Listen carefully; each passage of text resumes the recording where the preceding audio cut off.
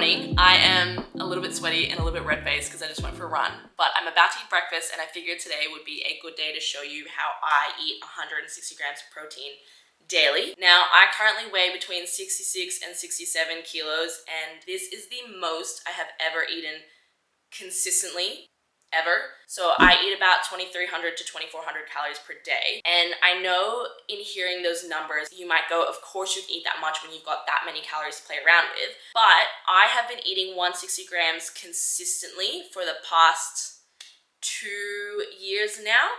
And even if I'm in a dieting phase, I still find it quite easy to hit the 160 grams of protein, even if my calories are a bit lower. So what I'm going to do is show you what I eat and how I would manipulate that if my calories were lower, and give you some ideas on how to increase or decrease calories while being able to keep the protein nice and high. Let's get into it. First up on today's menu is the breakfast I've been having for the past year. If you're someone who is always struggling to hit your protein, egg whites is the absolute GOAT because it is just pure protein. High protein cottage cheese is such a good way to increase your protein. Speaking of high protein options, I've also noticed that they have these for bread now too. Right now I'm just using wholemeal bread simply because I like to diversify my carb sources. Depending on where I'm at in my cycle, I'll switch up what meat I'm using.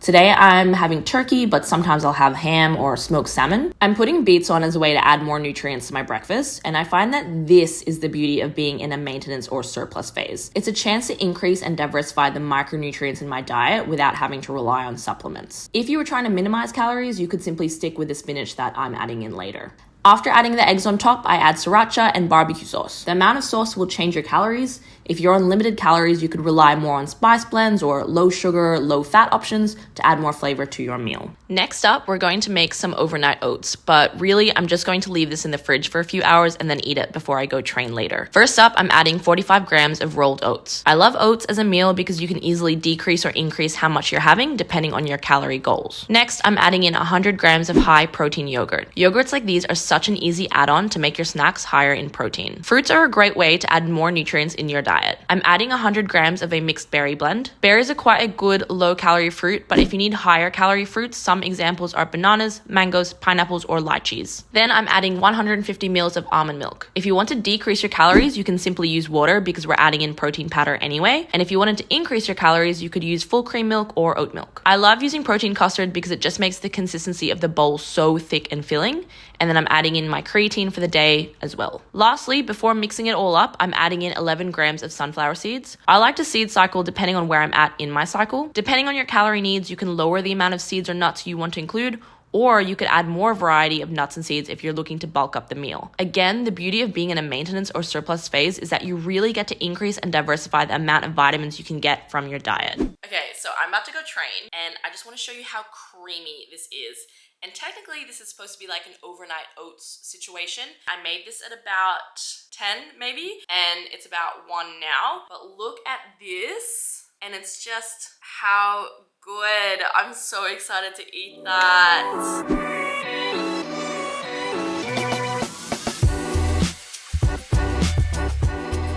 So training's done, and we are going to make a very late lunch. We just had a long weekend here in Australia, and I went to bed a lot later than normal and then woke up a bit later than normal. So it seems like I eat quite late, but this is just a one-off. Normally I do get up a lot earlier and eat a lot earlier, so it may seem that I've sort of left a lot of my calories towards the end of the day. Just ignore that. Regardless of the timing though, this is the meals that I would typically eat, just usually at different times in the day. That being said, we are about to make a burrito bowl. When it comes to making or planning my meals, I'm not actually like a massive meal prepper. Like I don't make 8 meals in one go or have a bunch of meals really like kind of frozen and ready to eat. I sort of just make meals as I need to. For example, today with these burrito bowls, the servings I'm going to make out of this, I'll end up with 4 servings, so I'm just probably going to eat that over the next 4 days, including today. And then from there, after the 4 days, I'll then think about what I want to eat, and then I'll cook again. Everyone's really different. I used to be a massive meal prepper. It's just about finding what works for you and what you enjoy, and I guess like a system that is sustainable. So when it comes to trying to up your protein, you want to think about protein first and then basing your meals around that. So for example, I wanted to make a burrito bowl, so I start first with protein. I've got here some extra lean beef mince. Now, if you're looking to increase your calories, you could just have lean or normal. I know I just said I was on maintenance, but I like to get my fats from different sources throughout the day, so I do go for extra lean. It just gives me a bit of flexibility when it comes to my fat macros. If you're also looking to up your calories a bit more, you can go for higher kind of fatty meats like pork or lamb. And then if you were looking to kind of decrease your calories, but you still want a kind of burrito bowl flavor, again, you could go for extra lean version, or you could try leaner cuts of meat like chicken, or even if you wanted to go for like a fish taco, if you were kind of feeling that still Mexican cuisine. Whether you're looking to increase or decrease your calories, think about foods that you like, and then you can always adapt the protein and basically the carbs and the fats around your calorie requirements. As my calories have increased, I've gotten into the habit of snacking more throughout the day. I love raisin toast because it helps me increase my carbs throughout the day, but also because they're a nice sweet afternoon snack too. If you want to increase the calories here, you could add more carbs by having it with honey and banana, which is a goat combo.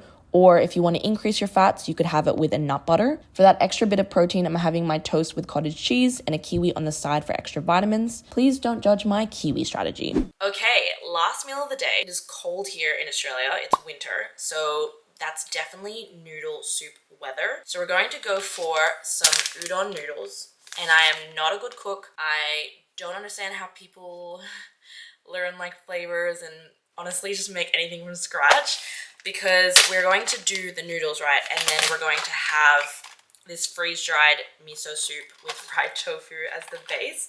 I'll show you how that's done, but basically it's just an add water situation, which is incredible. Back to the noodles though. They come in packets of 2. Serving size, it's 268 calories and 54 grams of carbs. So if you were looking to have a very carby meal, like this is pretty good for you. But if you were like, Danny, my calories are low, why would you dangle that in front of me? These days there are usually a bunch of lower calorie noodle options at the shops. You just have to look out for them and just be in the habit of looking at the nutritional guidelines. All right, so let's make this udon. After boiling the noodles, I'm putting them on top of some frozen veggies that I've heated up. Having frozen veggies stocked in my fridge means I can easily top up any meals with extra nutrients. Next, I add the miso soup flavoring and roast chicken for my protein. As a self-proclaimed lazy girl, having proteins like this in the fridge make cooking so much easier for me and lowers the temptation of getting quick takeout. Chili flakes for some spice, seaweed because yum, and also they're a good source of vitamin B6, potassium, and iron. Okay, we are going to sit down and enjoy this. And that was the last meal of the day. I hope you got some good ideas from it, some new takeaways, some valuable information that is hopefully helpful to you. If you have any follow-up questions, pop them in the comments below, or if you have requests for another one of these videos, let me know in the comments too. Otherwise, I will see you in the next video.